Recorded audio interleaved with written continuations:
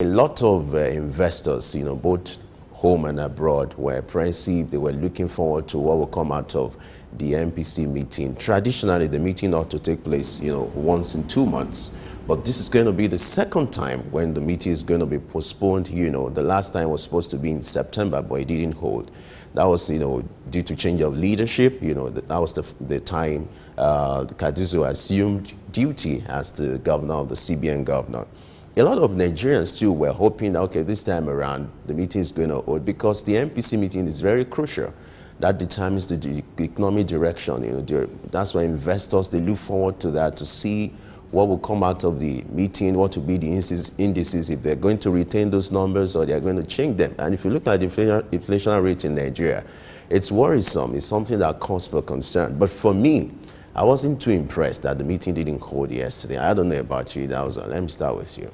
Well, I think those who have taken the responsibility to lead the rest of us also must realize that the onus of communication actually is on their shoulder.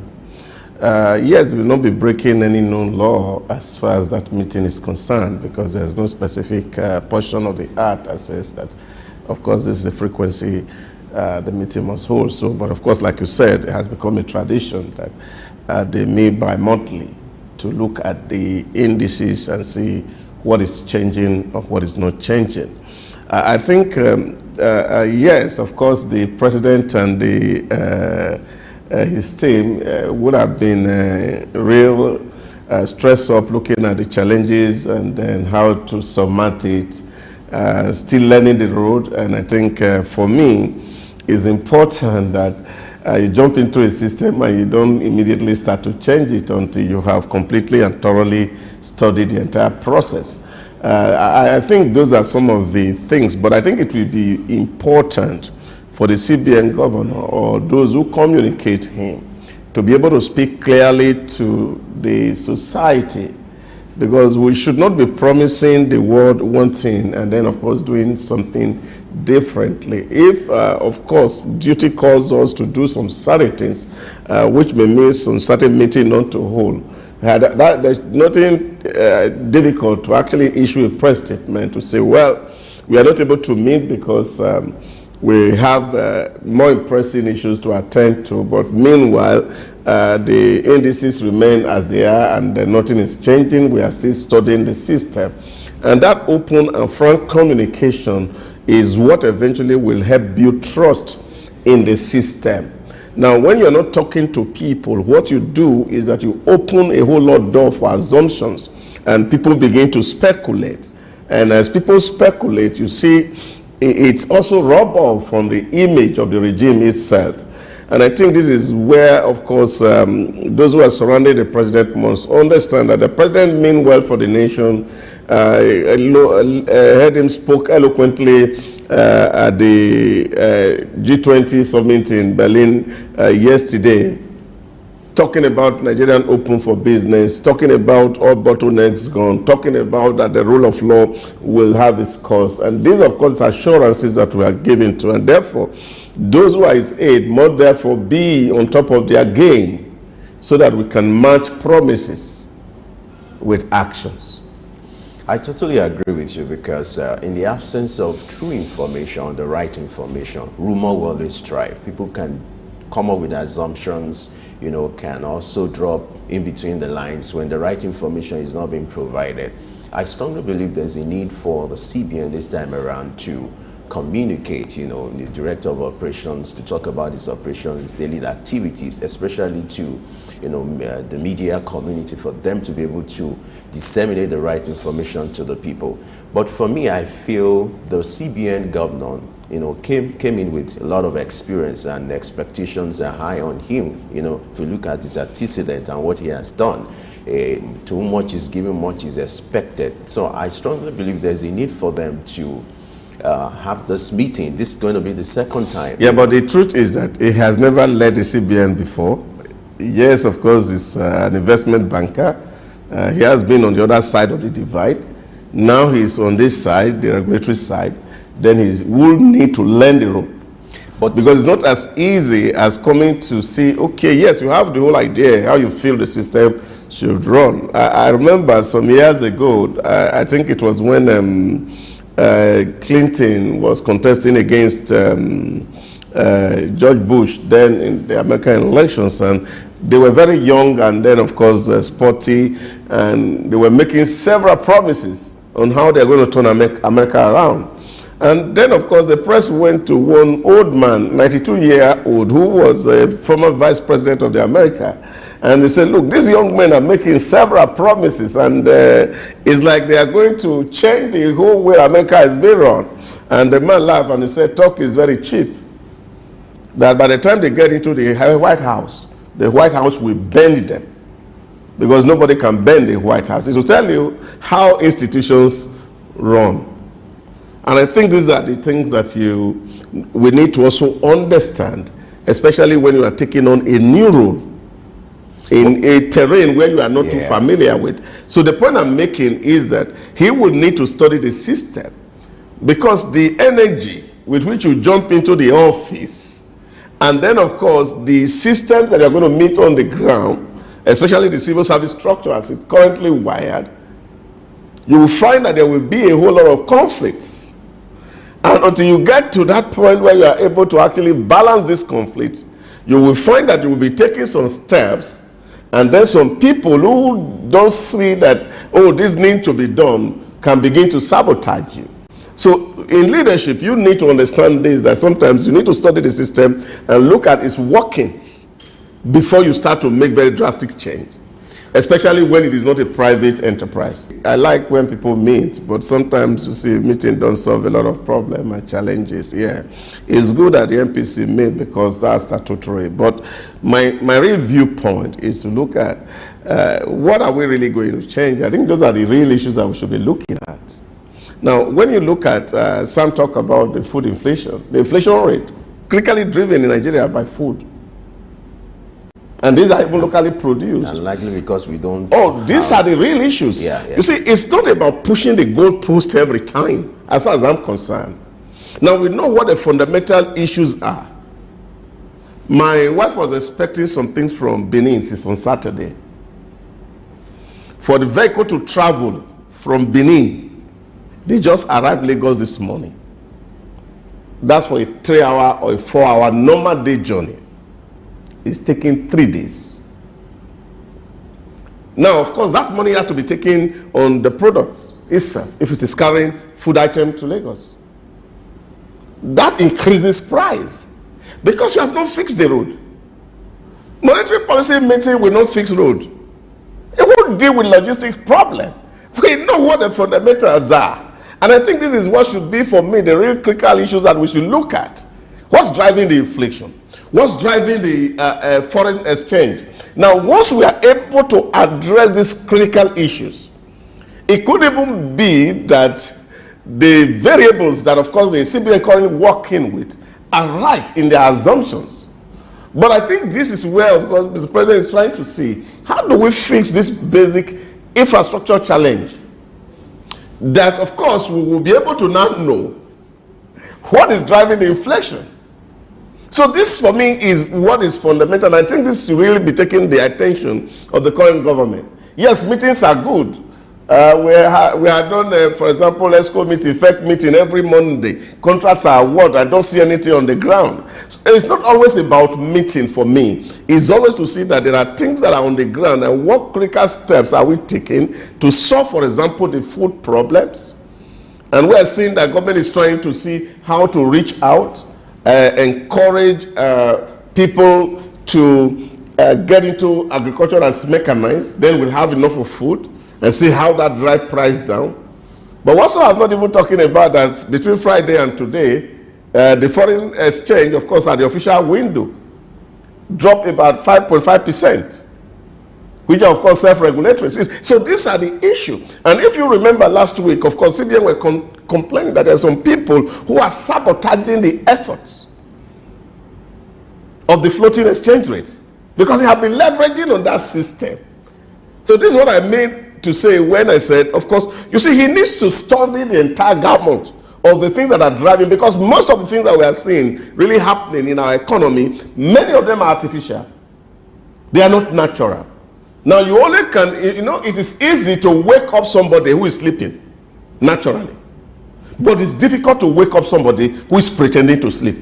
All right. The issue for me here is all about image. If you have to postpone a meeting consecutively for 2 times, it's something that should bother Nigerians. But let's leave the conclusion for Nigeria. Let them draw the conclusions. All right. Moving on, the Nigeria Sovereign Investment Authority is promoting renewable energy in Nigeria by launching the Renewable Investment Platform.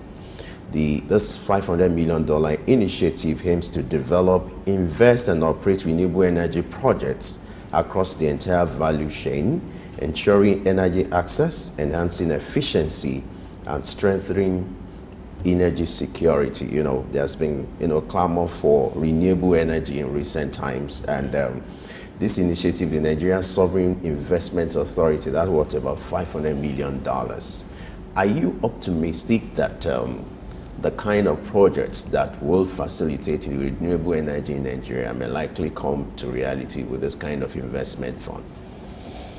Well, I like I've always said, for me, I think it's better for us that we work with a strategy.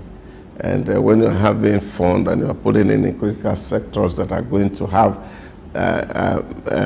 maximum impact on the life of the average citizens. And these are the issues that, for me, are of pure concern. It's good that, of course, we have to diversify the sources of energy because that's also good for the economy. It will open up a whole lot of space. But I think my real worry is that there are a lot of issues for us that we need to even fix. And these are the issues that confronts us. The issues that has to do with the purchasing power of a majority and average Nigeria. This is a very critical issue. Yes, we have a population of over 200 million people, but the buying power of this population is so small because so many people are working, and then what they earn, of course, they are not able to actually account for some of all these things. And we know that this energy source, as of today, is not as competitive as the conventional source of energy. So while we're putting money in here, we must also be sure that, of course, there's going to be something that is going to produce for the economy so that our people will be able to even afford the energy. Because it's one thing to invest in a system, and then, of course, you don't have somebody to buy it. It will be like a waste. All those, for me, we must be able to weigh them and weigh the options before we are channeling resources. But I feel, for me, really critically, government must look at its paucity of fund. I always say the fund is not going to get better. It's going leaner and leaner because as population increases, the resources is not expanding as it were at the same rate. Population is moving at geometric proportion, and the increase is happening around development is at arithmetic progression. Now, what this means is that if you take 2, you lose 5. So this kind of a scenario will make a whole lot of things not functional. So I feel government should be real targeting things that can have immediate, they call it low-hanging fruits. And that's where we should actually be centering our energy. Yes, these debates are okay. We are not as bad as it were. We can be making policy to regulate how these things work. But the critical things that will make to stimulate the economy to drive on a high speed is what, for me, should really be attracting plenty of investment at this time. The president, what does this suggest about leadership? What are the lessons here? Because also doing the analysis, apart from looking at what happened, we also draw some lessons. What are the lessons here when it comes to leadership, active listening or open communication here? Well, I appreciate Mr. President, just like who have done and also had done in their own press statement also that, of course, the president has listened and said, okay, well, let's suspend the 40% deductions that come from the IGR of basic institutions. But I think that said, is to see that these things were not targeting the academic staff union alone. Every other revenue generating agency of government, the law mandates them to remit 40% of their IGI to the federation account, because for the running of government. The conversation over years is the neglect of the funding of these institutions. The question that has not been asked, which somebody was prepping the other day, is to say students should begin to ask their academic institution, whether they are academic staff union or the management of the institutions, what they are doing with their IGI. Because we can only talk about government not funding us. Yes, we give, yeah, spend 100, but what are we spending it on? What impact is it making in the institution? What's the measure of accountability that is built into the system? Because this is all the conversation.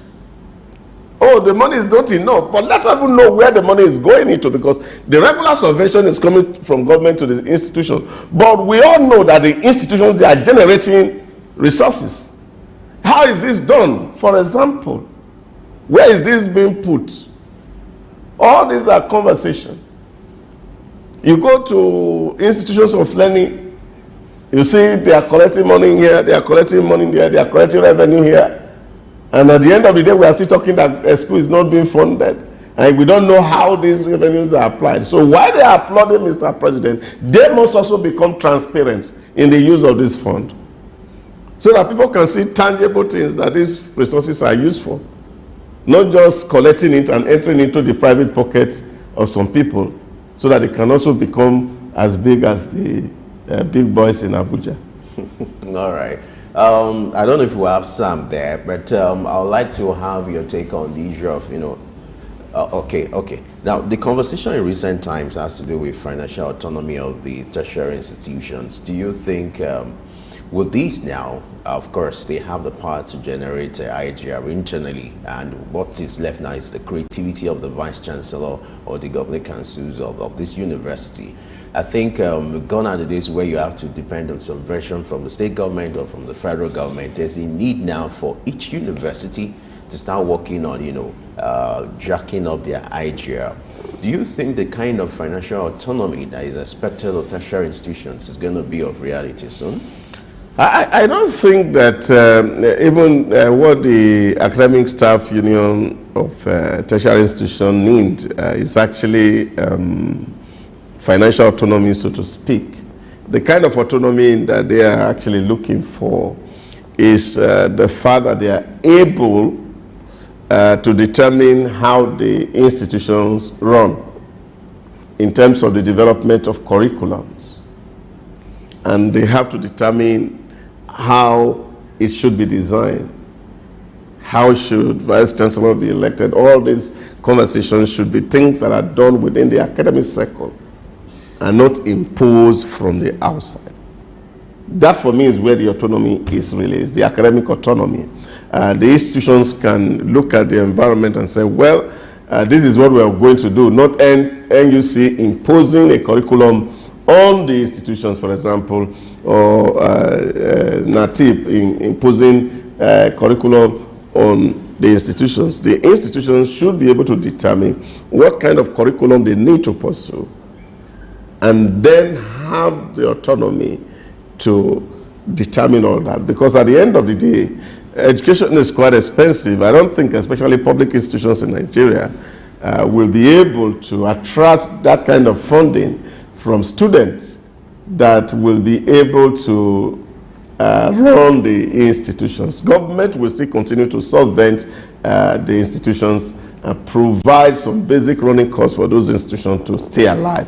Otherwise, the student of the poor will not be able to go to this university if people are to charge what is appropriate.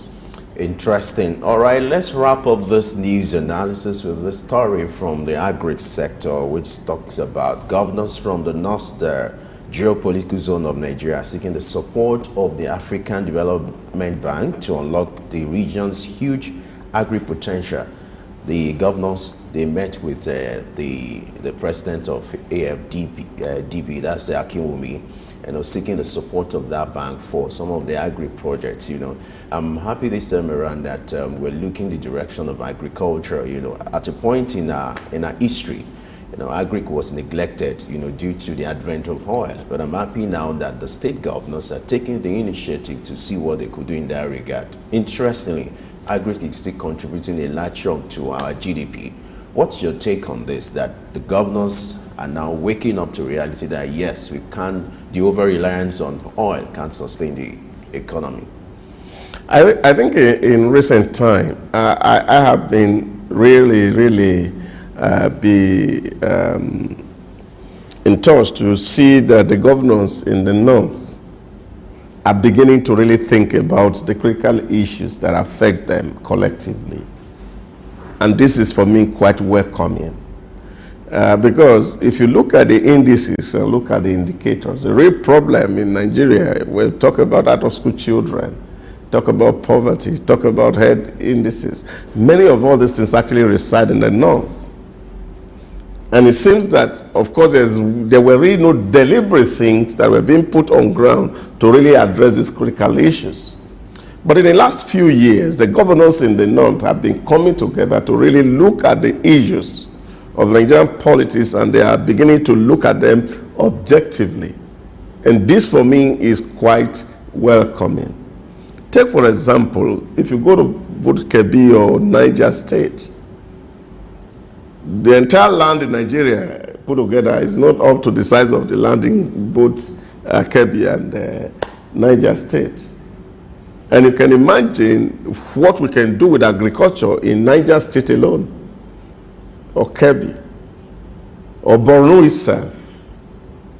And this is where, for me, this conversation really makes a lot of sense, because they have the land, they have the indigenous technology to grow some of all these things that we're talking about. All they really need to do is to see how we can invest massively in a mechanized kind of farm that is not requiring excess of labor. And this, for me, is important. And I think, apart from also, like somebody said, agriculture should be made sexy. So that young people can be attracted to it. These are the issues. So once you have this investment, and it's not this crude, whole, and cutlass kind of agriculture, and we're building farm settlement where people are proud to be associated with, it will go a long way in even resolving the insecurity challenge and the poverty challenge in the whole of the northern hemisphere. So I think that this is the right thing to be done. I also lend my voice to ADB to support the governors of the north and see how we can take away poverty from the streets in the north, and then save our children in that side, and don't allow the enemies of the state to harvest that.